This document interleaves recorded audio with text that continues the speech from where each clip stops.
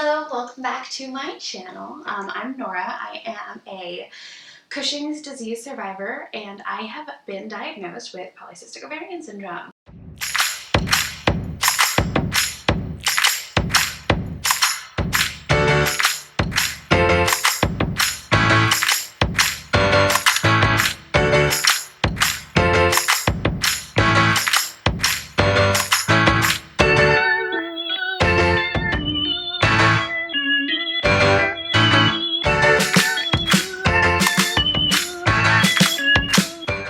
And today that's what I'm going to be talking about. Please remember that I am not a medical professional. I'm just here to tell you about my own life, and if it resonates with you, that's great, and if it doesn't, then that's great. But if you need medical advice, I would see, a doctor. Today is going to be a little bit about living with polycystic ovarian syndrome. Whew. When I first got diagnosed, I was so sad.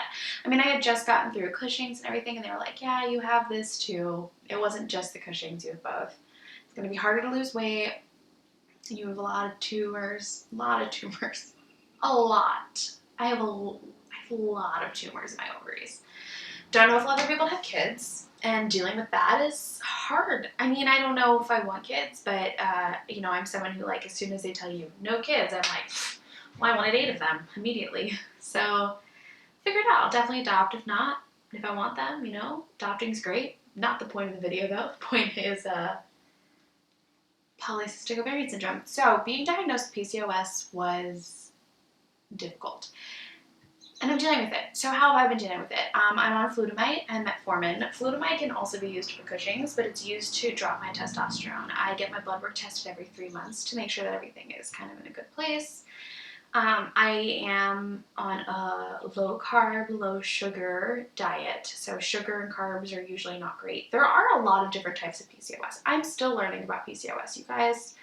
I have so much to learn, but one of the very common strains of PCOS is insulin resistance, which is what the metformin is for. There are so many myths out there about PCOS. One that I hear is like, it's just so funny to me because one is like, don't do cardio, that's not good. And the other is like, you have to do cardio. What? So the biggest thing is about having a lifestyle change. So working out and doing low carb and low sugar are kind of like the best ways to start. So what did I do? What are the quick changes I did? I replaced the sugar in my house with stevia because stevia is a natural sweetener. My understanding is that's great and that's helpful. I cut down my coffee intake a little. That's my hardest thing. I started to lift weights, 5-pound weights to start, especially with Cushing's recovery. So that's really basic. So just like really easy, working my way up, building back my muscle, building back my bone density. And I do cardio. I prefer cardio to lift weighting, if I'm being honest with you.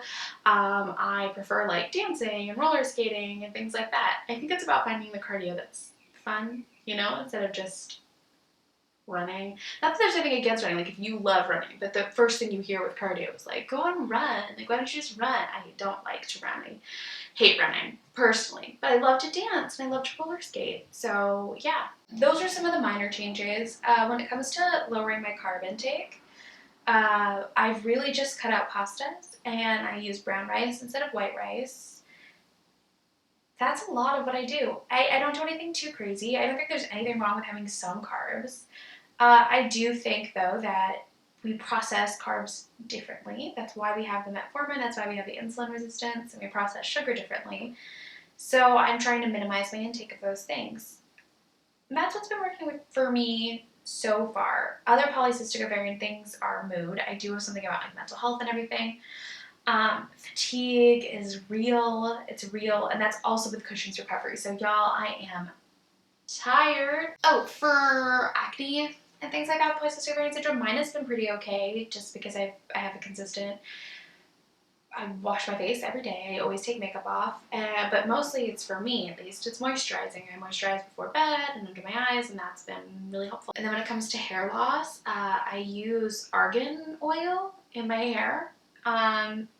That's not like a solution. It's not an MLM or anything. I'm Egyptian. My mom has argan oil. But that's been helping me a little bit. I also like use only curly hair products now that helps, and I comb through instead of brushing through because it's not as rough on my weak hair. So all that's been helping.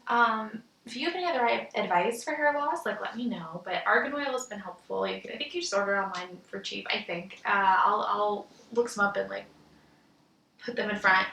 But yeah, nothing too crazy. I wouldn't try any product without trying a little bit on your hair, make sure it works. Like buy some cheap argan oil, see if it helps you.